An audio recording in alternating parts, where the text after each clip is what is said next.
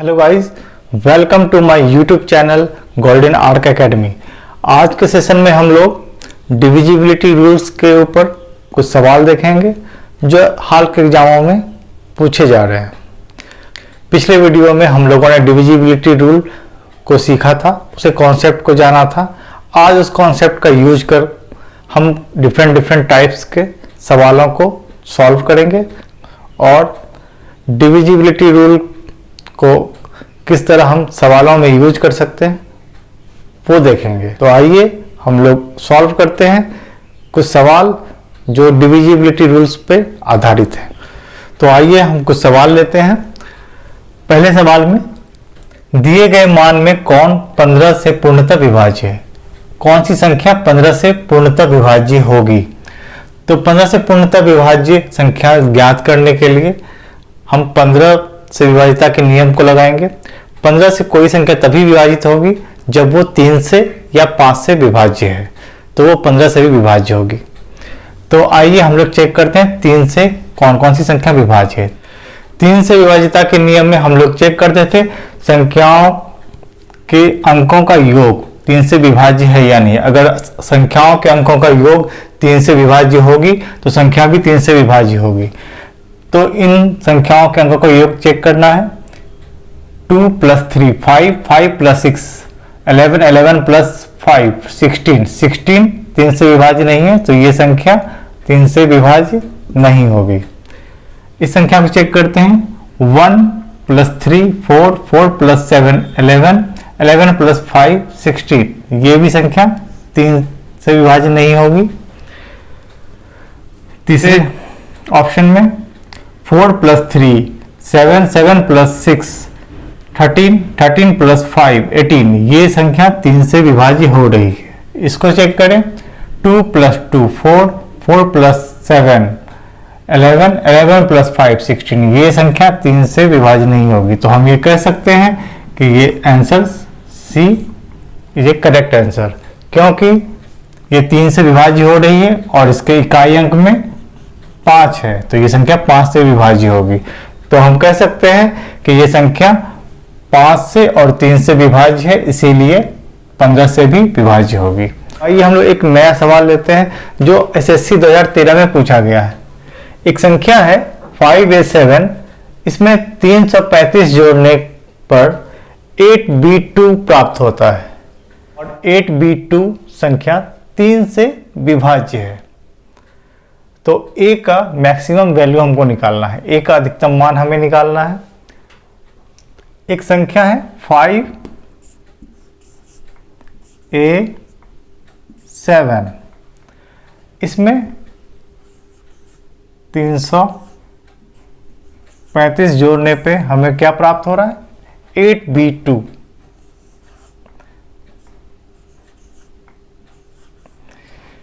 8B2 हमें प्राप्त हो रहा है और ये संख्या 3 से विभाज्य भी है। हम यहाँ पे देखते हैं 7 + 5 12, 12 का 2 यहाँ लिखा, 1 कैरी आ गया, यहाँ पे 1 कैरी आ गया, तो 1 + A + 3 ये B के इक्वल है और 5 + 3 8 है। इसका मतलब 1 + A + 3 = B। प्रश्न में 8B2 ये जो संख्या है ये 3 से विभाज्य है। 3 से विभाज्य होने के लिए इन संख्याओं का सम 3 से विभाज्य होना चाहिए।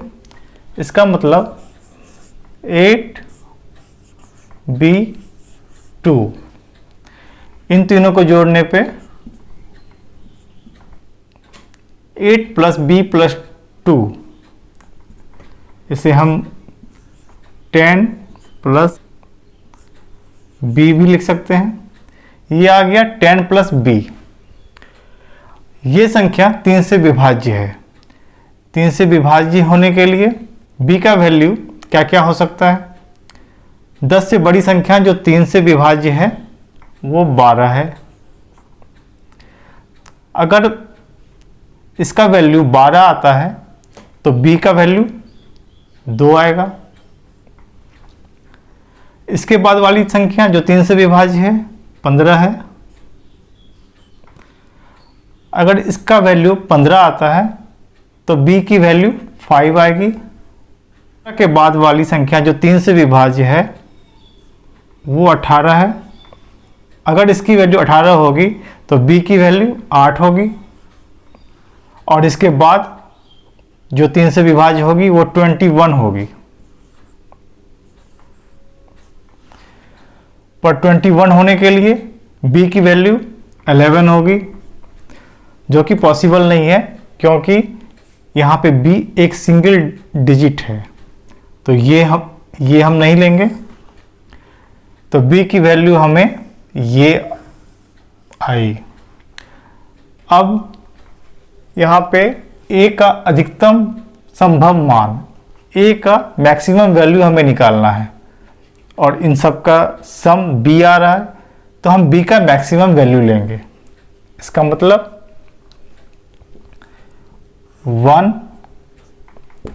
Plus a plus 3 is equal to p का वैल्यू हम मैक्सिमम लेंगे, मैक्सिमम 8 है, तो a plus 4 is equal to 8, तो a का वैल्यू 4 आ गया। हमें a का मान निकालना था, a का मान मैक्सिमम 4 आ गया, तो हमारा आंसर D हुआ। इस तरह से हम लोग इस सवाल को आसानी से बना सकते हैं। आइए हम लोग चलते हैं एक नए सवाल की तरफ। स्टार का न्यूनतम मान क्या रखा जाए कि संख्या 451 स्टार 603 9 से पूरी तरह विभाजित हो जाए। तो संख्या हम लोग लिखेंगे पहले।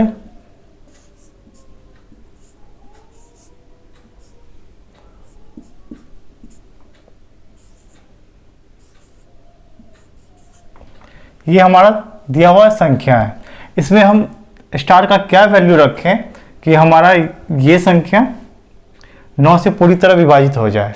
तो 9 से विभाजितता के नियम में हम लोग ने क्या सीखा था, अंकों का योग 9 से विभाजित होना चाहिए। इसका मतलब अगर हम दो अंकों को जिसका सम 9 है उसको काट भी दें तो कोई फर्क नहीं पड़ता। तो 4 प्लस 5 6 प्लस 3, इसे हम नहीं भी जोड़ेंगे तो कोई फर्क नहीं पड़ता।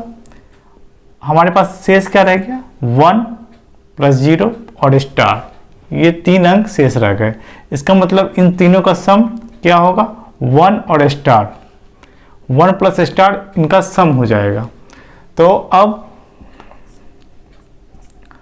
1 प्लस ये स्टार, इसका सम हो गया। ये हमारा कितना आना चाहिए, 9 आना चाहिए। तो स्टार की वैल्यू हम लोग आसानी से निकाल सकते हैं। स्टार का वैल्यू 9 माइनस 1 8 आ गया। इस तरह से बी हमारा आंसर हो गया। ये सवाल 2016 में आया था। अब हम लोग एक और नया सवाल लेते हैं। इस सवाल में हमें वो संख्या ज्ञात करनी है जो 18 से विभाजित नहीं है। तो ये हमें 4 डिजिट दिए हुए हैं। ये सवाल 2005 में एसएससी में पूछा गया है। तो हम लोग चेक करते हैं 18 से कौन सी संख्या विभाजित नहीं है।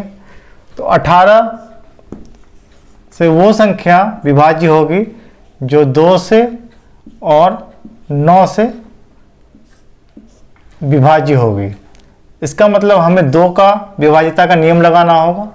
तो हम देखते हैं कि इनके इकाई अंकों में इवन नंबर या 0 तो नहीं है। यहाँ पे इवन नंबर, ये 2 से विभाजित होगी, ये भी 2 से विभाजित होगी, ये भी 2 से विभाजित होगी, यहाँ 3 है, ये 2 से विभाजित नहीं होगी। तो ये तो एक आंसर आ गया। हम लोग इसको आंसर टिक कर सकते हैं। लेकिन हम लोग 9 से विभाज्यता का नियम चेक करके देख सकते हैं। हमारा आंसर आ गया।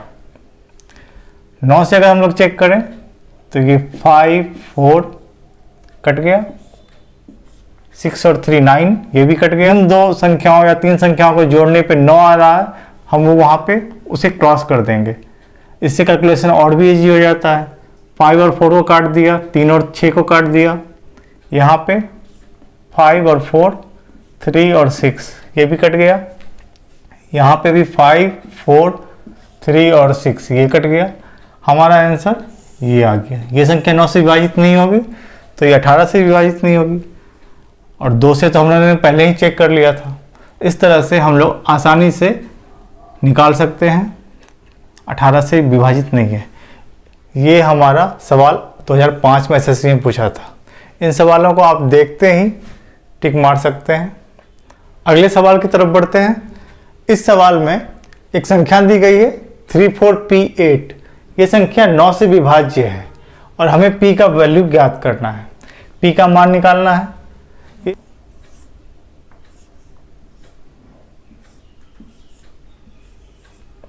34P8 इस संख्या के अंकों का सम अगर 9 से विभाज्य होगा तो संख्या भी 9 से विभाजित होगी। तो 3 + 4 7, 7 + 8 15, 15 + P 15 + P 15 + P 15 से बाद वाली संख्या जो 9 से विभाजित होगी, तो ये 18 हो सकता है, 27 हो सकता है। तो 15 + P, तो इसके लिए P का वैल्यू यहाँ 3 हो सकता है और यहाँ 12 हो सकता है।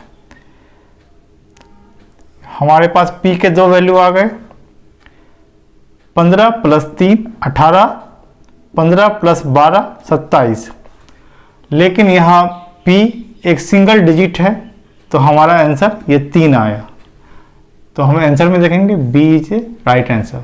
इस तरह से हम 9 से विभाज्यता का नियम लगा के इस संख्या को चेक किया और P का वैल्यू फाइंड आउट किया। P सिंगल डिजिट में था तो हमारा वैल्यू 3 आया, ये हमारा आंसर हो गया। आइए अब हम चलते हैं अगले सवाल की तरफ। इस सवाल में हमें सबसे छोटी संख्या निकालनी है जिसे इस संख्या में जोड़ने पे ये 11 का गुणज हो जाता है, यानी मल्टीपल्स ऑफ 11 हो जाता है, यानी 11 से पूरी तरह भाग लग जाएगा इसमें। तो इस संख्या को निकालने के लिए हमें 11 के डिविजिबिलिटी रूल को फॉलो करना होगा। हमने संख्या लिख लिया यहाँ पे। अब 11 के डिविजिबिलिटी रूल में हम इस तरह से इन दोनों संख्याओं का अंतर लेते थे और उसे ऐड करते थे। तो इस तरह से हम लोग अंतर लेंगे। पहले 6 में 9 गए -3, 8 में 6 गया 2, 5 में 7 गया -2। अब इन संख्याओं को हम लोग ऐड करेंगे। -2 और 2 कट गया, -3 आया। इसका हमारा ये रिजल्टेड -3 आया। अगर हम इसमें 3 ऐड कर देंगे तो ये संख्या 11 से विभाजित हो जाएगी। अगर इस संख्या में हम 3 ऐड कर देंगे तो यहाँ हमें 0 प्राप्त होगा और टोटल रिजल्टेंट 0 आ जाएगा। इसका मतलब इस संख्या में हम सबसे छोटी संख्या 3 ऐड कर देते हैं तो ये संख्या 11 से विभाजित हो जाएगी। हमारे ऑप्शन में सी ऑप्शन 3 है, तो ये इसका आंसर हो गया। आइए अब हम अगला सवाल देखते हैं। एक संख्या दी हुई है जो 11 से विभाज्य है, तो हमें इस संख्या में a का वैल्यू निकालना है। संख्या है 7 3 8 a 6 a। ये संख्या 11 से विभाज्य है, तो हम डिफरेंस लेंगे और इन डिफरेंस को ऐड करेंगे। ऐड करने पर वो 0 हो या 11 के मल्टीपल में हो तो हम कहेंगे संख्या 11 से विभाज्य है। इनका डिफरेंस 4 8 - a और 6 - a आया। हम डिफरेंस इस साइड से भी ले सकते हैं, क्या इस साइड से भी ले सकते हैं, किसी भी तरफ से हम चल सकते हैं। अब इन सबों को ऐड करेंगे। 4 + 8 + 6 ये हो गया 18 माइनस a - 2a। इसका वैल्यू या तो 0 हो या 11 के मल्टीपल हो। तो हम इसका वैल्यू 0 मान लें। 2a इज इक्वल टू 18, 2 से ये 18 कट गया, 9, a की वैल्यू 9 आ गई। तो हम कह सकते हैं अगर a की वैल्यू हम 9 रखेंगे तो ये संख्या 11 से विभाज्य होगी। इसका मतलब C हमारा करेक्ट आंसर हो गया। आइए चलते हैं हम अगले सवाल की तरफ।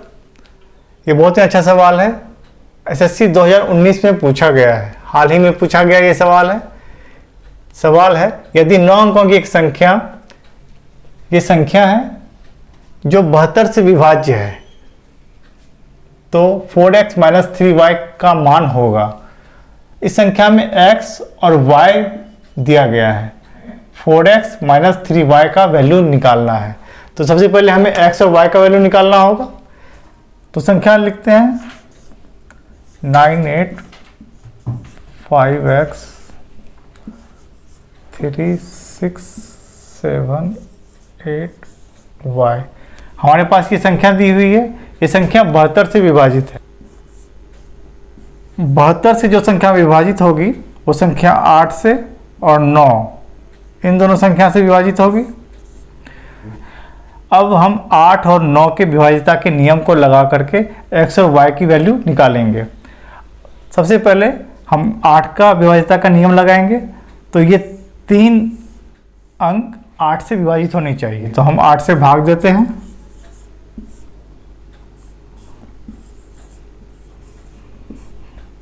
8 से 9 बार में 72, 6y। अब यहाँ पे y की हम कौन सी वैल्यू रखें जो 8 से पूरी तरह कट जाएगी। अगर हम y की वैल्यू 4 रखते हैं तो ये 64 हो जाता है, जो 8 से 8 बार में कट जाता है। यानी y की वैल्यू हम 4 रखेंगे, यानी y की वैल्यू हमें 4 मालूम हो गई। इस 4 को हम इस संख्या में पुट करते हैं, तो संख्या हो गई 9, 8, 5, x 3, 6, 7, 8, 4। ये हमें एक संख्या मिल गई। ये संख्या 9 से विभाजित होगी। 9 से विभाजित के नियम लगाएंगे तो अंकों का योग 9 से विभाज्य होना चाहिए। तो हम जहाँ भी अंकों का योग 9 आ रहा है उसको हम काट देंगे। ये 9 कट गया, 5 और 4 कट गया, 3 और 6 कट गया, 8 प्लस 8 16, 16 प्लस 7 23 प्लस ये संख्या 9 के मल्टीपल में होनी चाहिए। तो ये 23 से बड़ी 9 के मल्टीपल क्या है? 27। तो x का वैल्यू हम इससे निकाल लेंगे, 27 माइनस 23, x का वैल्यू 4 आ गया। हमारे पास y का वैल्यू 4 है और x का वैल्यू 4 है। अब हम इसका वैल्यू निकालेंगे, 4x minus 3y। 4x minus 3y, 4 into 4 minus 3 into 4, 16 minus 12, इसका वैल्यू 4 आ गया। ये 4 हमारा आंसर आ गया, ये B हमारा आंसर हुआ। इस प्रकार हम विभाज्यता के नियम पे आधारित इन सवालों को हल करेंगे। हम आशा करते हैं कि आपको ये सेशन काफ़ी अच्छा लगा होगा और आप भी सारे सवालों को आसानी से समझ गए होंगे। आप लोग खुद भी इन सवालों की प्रैक्टिस करें और अगर किसी प्रकार की कोई प्रॉब्लम होती है तो हमें कमेंट बॉक्स में ज़रूर लिखें। आई होप आपको ये वीडियो काफ़ी अच्छा लगा होगा। इसी तरह की और भी वीडियो हम लोग आगे लाएंगे। अगर आपको ये वीडियो अच्छा लगा तो आप इस वीडियो को लाइक कीजिए और चैनल को सब्सक्राइब कीजिए। Thank you.